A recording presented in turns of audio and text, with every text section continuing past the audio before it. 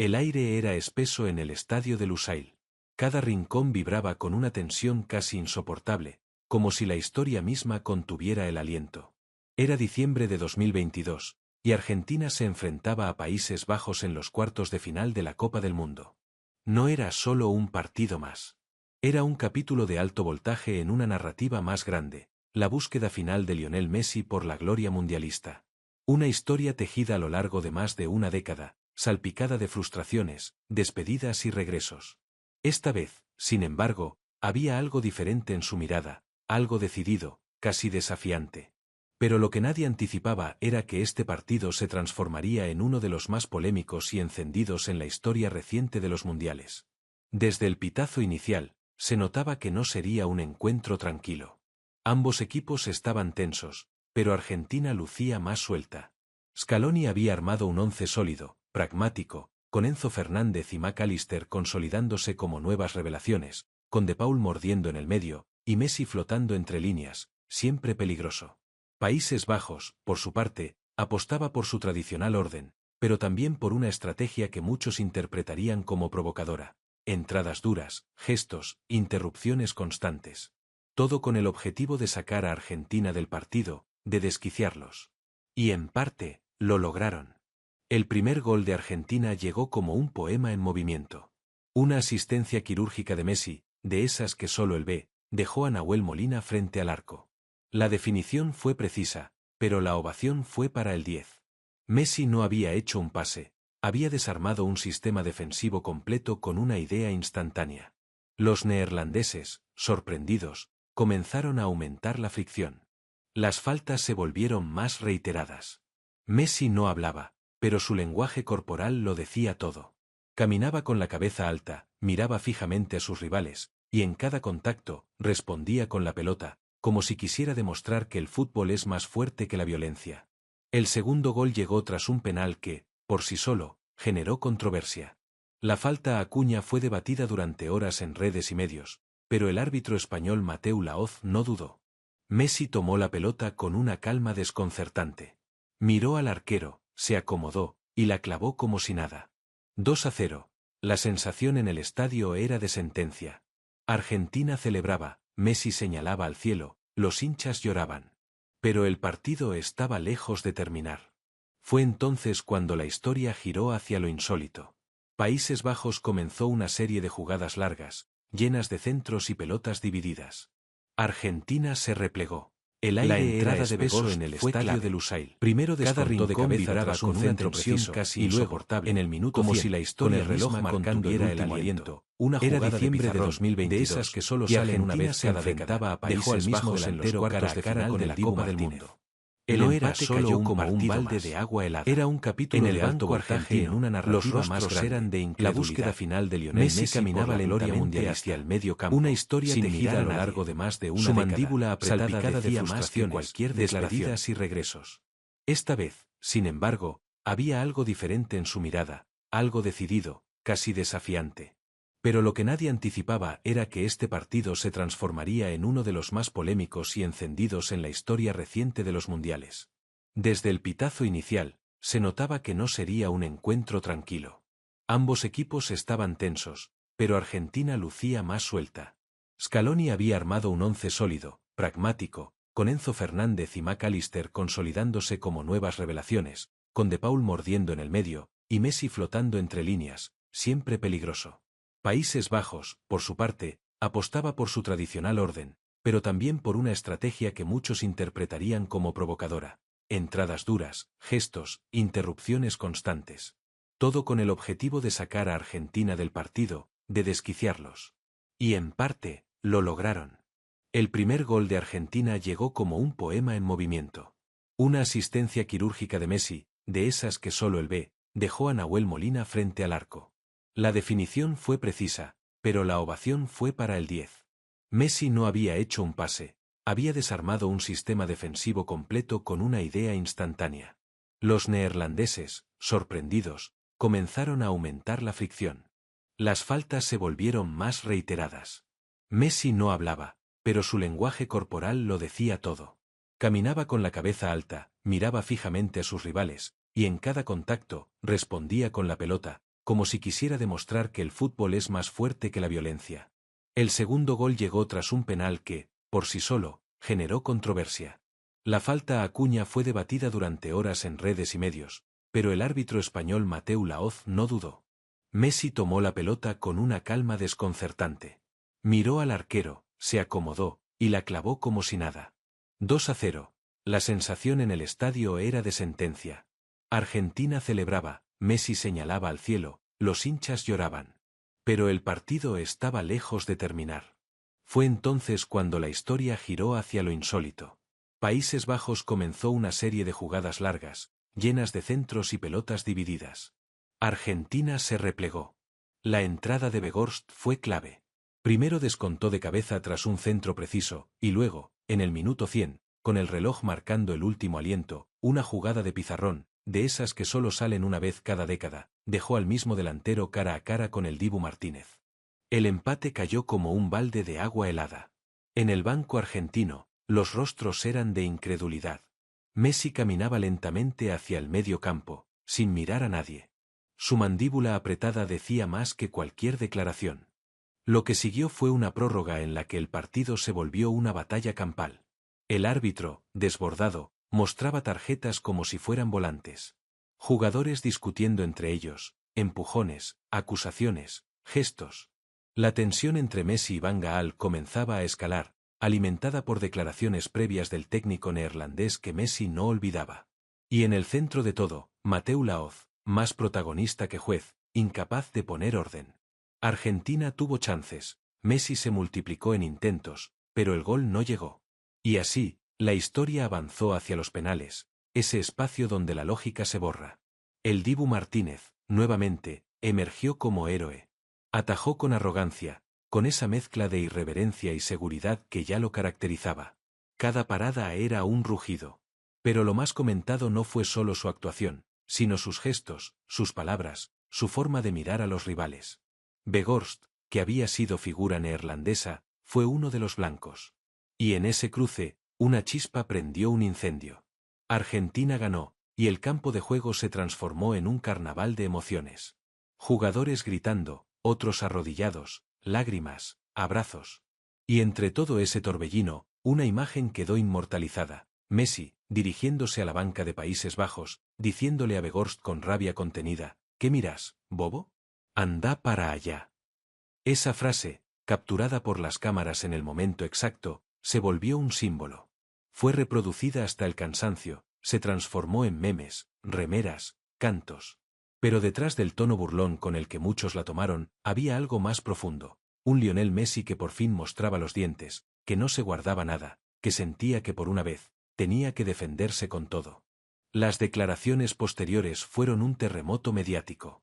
Messi criticó a Van Gaal directamente, recordando sus palabras sobre que ellos jugaban bien al fútbol y que si había penales, tenían ventaja. Lo acusó de hablar de más, de no respetar. También cargó contra el árbitro, cuya actuación fue calificada como desastrosa por periodistas de todo el mundo.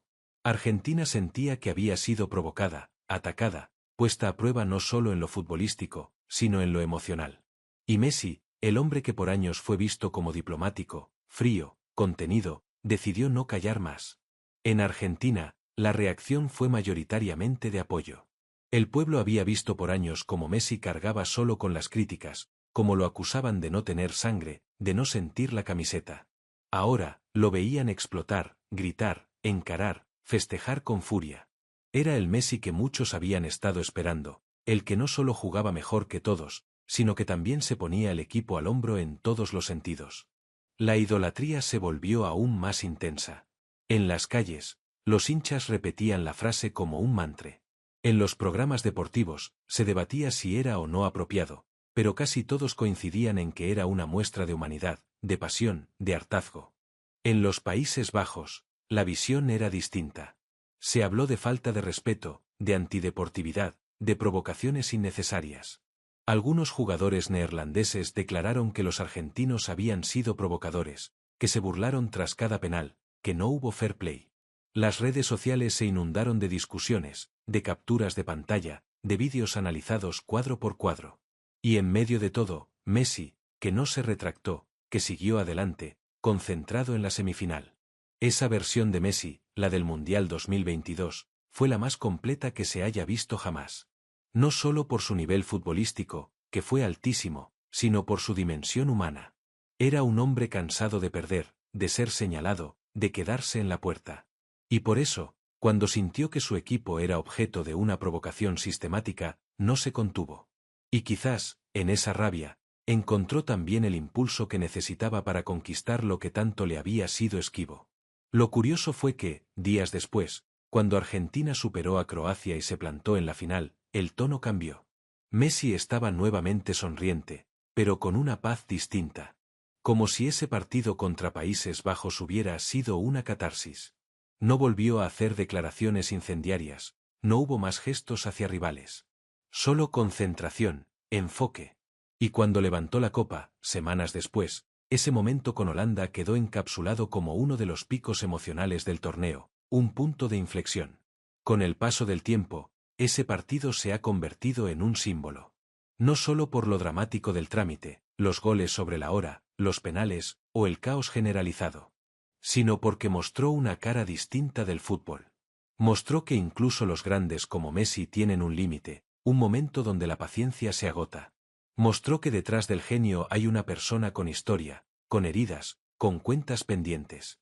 Y que ese día, en Lusail, frente a un equipo que quiso provocarlo, Messi no solo respondió con talento, sino también con carácter. Y fue ese carácter, quizás, el que terminó sellando el destino de Argentina en Qatar. Porque a partir de allí, el equipo se unió como nunca. La bronca se transformó en fuego sagrado. Y Messi, lejos de apagarse, se elevó aún más. Como si el universo le hubiera dicho que, para alcanzar la gloria, primero tenía que pasar por el infierno. Después de la victoria en los penales, mientras los jugadores argentinos corrían por la cancha como niños que escapan de la escuela, las cámaras no sabían a dónde apuntar. Algunos se arrodillaban y besaban el pasto, otros abrazaban al Dibu como si les hubiera salvado la vida, que en cierto sentido lo había hecho. Messi caminaba con los brazos abiertos, mirando a los hinchas como si buscara una respuesta, una señal. No era solo una clasificación, era una liberación. Y, sin embargo, la sombra del partido recién terminado seguía allí, como una niebla densa que no se disipaba con el triunfo. En los vestuarios, según relataron después algunos protagonistas, el clima era una mezcla de algarabía desmedida y tensión no resuelta. Algunos jugadores seguían discutiendo entre ellos. Se hablaba de lo que había dicho tal, de los gestos de los neerlandeses, de la actuación del árbitro. Messi, en un rincón, no decía mucho. Tenía la camiseta empapada y los ojos cargados. Fue ahí cuando, frente a una cámara que se había colado, lanzó aquella frase que terminaría en todos los medios del planeta. ¿Qué miras, bobo? No fue un insulto estructurado, ni una estrategia.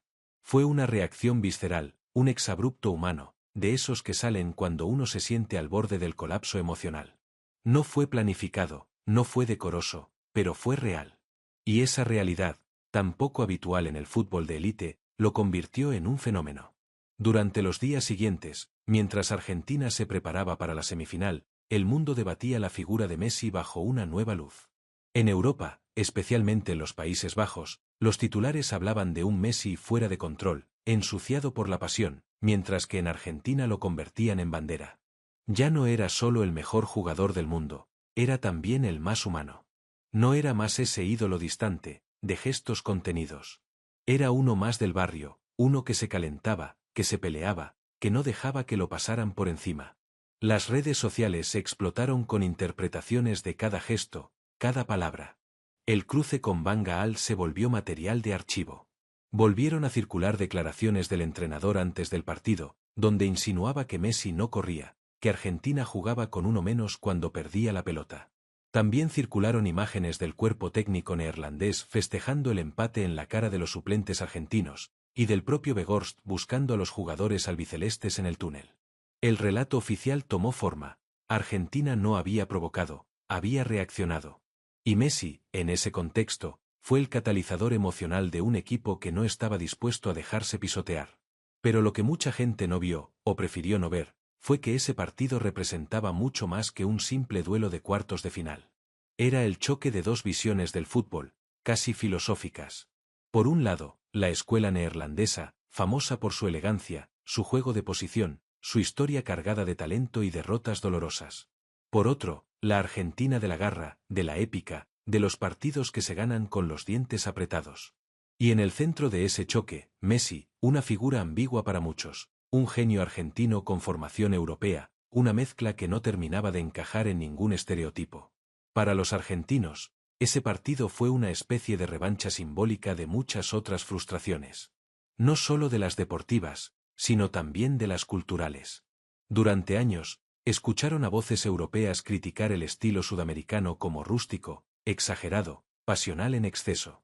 Y ahora, esos mismos críticos se encontraban con una selección que no solo jugaba bien, sino que también sentía, gritaba, lloraba. Una selección que había decidido no pedir perdón por su intensidad. En el análisis técnico, muchos expertos reconocieron que Argentina había sido superior durante buena parte del partido. Que si no hubiera sido por un par de errores puntuales, el resultado no habría llegado al dramatismo final. Pero también hubo autocrítica. Scaloni, en conferencia, habló de que se habían dejado llevar por el juego de los rivales, de que no supieron cerrar el encuentro. Sin embargo, en ese caos, surgió algo irrepetible, un espíritu de equipo que ni siquiera la adversidad más extrema pudo quebrar. Messi, tras ese partido, dejó de ser solo el mejor jugador de su generación. Se transformó en símbolo. Su forma de jugar siempre había sido admirada, pero ahora también era venerado por su actitud, por su fuego interno. Fue como si, a través de la polémica, hubiera terminado de consolidar su liderazgo. Nadie más discutía si hablaba poco, si era demasiado introvertido, si no tenía el temperamento de Maradona. En Qatar, se convirtió en capitán en el sentido más puro. No por lo que decía, sino por lo que transmitía. En el día libre posterior al partido, los jugadores se quedaron en el búnker de la selección. No salieron. La energía seguía siendo densa. Varios jugadores, entre ellos Otamendi, Paredes y el propio Dibu, hablaron largo y tendido sobre lo vivido. Algunos incluso reconocieron que no sabían cómo habían mantenido la cabeza fría. Otros confesaron que estuvieron a punto de perder el control en los penales. Pero en todos, sin excepción, había una certeza: ese partido los había unido de una forma que ningún otro lo había hecho. Scaloni, por su parte, se encerró con su cuerpo técnico a analizar vídeos. Pero también se dio el tiempo de hablar con algunos jugadores, especialmente con Messi. No fue una charla larga, pero sí significativa. Messi le dijo que estaba bien, que necesitaba sacar todo eso, que no se arrepentía. Y Scaloni, que había aprendido a leer los momentos emocionales como pocos, lo dejó ser. Entendió que no era momento de controlar, sino de acompañar. Pasaron los días, las semanas. El fervor no cedía. En cada barrio de Argentina, desde los rincones más alejados del norte salteño hasta los muelles de Ushuaia, se repetía la misma escena: murales con Messi de brazos abiertos, niños con camisetas apócrifas hechas a mano, banderas en balcones que ya nadie quería bajar. Lo que había comenzado como una campaña mundialista más, terminó convertido en una epopeya popular, de esas que se graban en la memoria colectiva para siempre. Y en el centro de todo, aquel partido contra Países Bajos permanecía como el nudo emocional más intenso de toda la trama. Fue ahí donde se partió el torneo en dos. Todo lo que vino después, incluso la final ante Francia, se sintió de algún modo como una consecuencia inevitable de lo que se había desatado en esa noche de furia. No porque el rival fuera fácil, sino porque el carácter del equipo se había forjado en fuego. Ese fuego que no solo alimenta las piernas, sino que enciende la voluntad. Messi, cuando volvió a Argentina con la copa en brazos, fue recibido como un prócer. Durante la caravana histórica que intentó recorrer Buenos Aires, una marea humana colapsó autopistas, techos, puentes, avenidas. El colectivo no pudo avanzar. Nadie había visto algo igual. Ni siquiera en los festejos del 86. Aquello no era una simple celebración futbolística. Era algo espiritual, ancestral. Una especie de redención que abarcaba generaciones enteras. Y en ese trance emocional, el partido ante Países Bajos aparecía una y otra vez en las canciones, en los gritos, en los carteles improvisados. Se volvió habitual escuchar a la gente decir que ese día se ganó el Mundial. No por los puntos, sino por la mística. Porque ahí fue donde se reveló de verdad el carácter de la Scaloneta. Porque ahí fue donde los jugadores dejaron de ser futbolistas y se convirtieron en combatientes de una causa más grande. La causa de no ceder nunca, la de gritar desde la tripa cuando se siente injusticia, la de defender a los tuyos como se defiende una patria. Messi, que siempre fue más admirado que amado, más respetado que sentido, encontró en ese partido el pasaporte definitivo al corazón de su gente. Hasta ese momento, muchos lo veían como un ser casi sobrenatural, capaz de cosas imposibles, pero distante. La frialdad que siempre se le atribuyó, esa imagen de chico educado que no se mezcla, había construido una barrera invisible entre él y la tribuna. Pero en Lusail, cuando se encaró con Van Gaal, cuando le gritó a Weghorst, cuando enfrentó al árbitro y se metió en el barro, todo eso se derrumbó. Y lo que emergió fue el Messi real, con sus imperfecciones, sus pasiones y su dolor acumulado. Muchos psicólogos deportivos hablaron después de lo sanador que fue ese partido. No solo para los jugadores, sino para la hinchada. Porque durante años, el pueblo argentino cargó con una frustración sorda, casi existencial, por no poder ver a Messi coronado como merecía. El dolor de las finales perdidas, de los penales fallados, de las derrotas inexplicables, se había enquistado como una herida que no cerraba. Y esa noche, con sus gritos, sus provocaciones y sus reacciones viscerales, Messi no solo jugó al fútbol, también lloró con el cuerpo todo ese pasado inconcluso. Esa conexión emocional fue tan fuerte que aún hoy, tiempo después, al recordar aquel duelo con Países Bajos, muchos lo hacen con los ojos húmedos. No por los goles, ni siquiera por la clasificación, sino por lo que reveló de cada uno. Porque en esa cancha no se jugaba solo un partido, se jugaban años de humillaciones, de ninguneos, de críticas injustas. Y Messi, el más señalado de todos, se rebeló. Lo hizo a su manera, sin golpes, sin insultos de grueso calibre, pero con una firmeza que no dejaba espacio para dudas. Por fin, el Messi silencioso se animaba a gritar.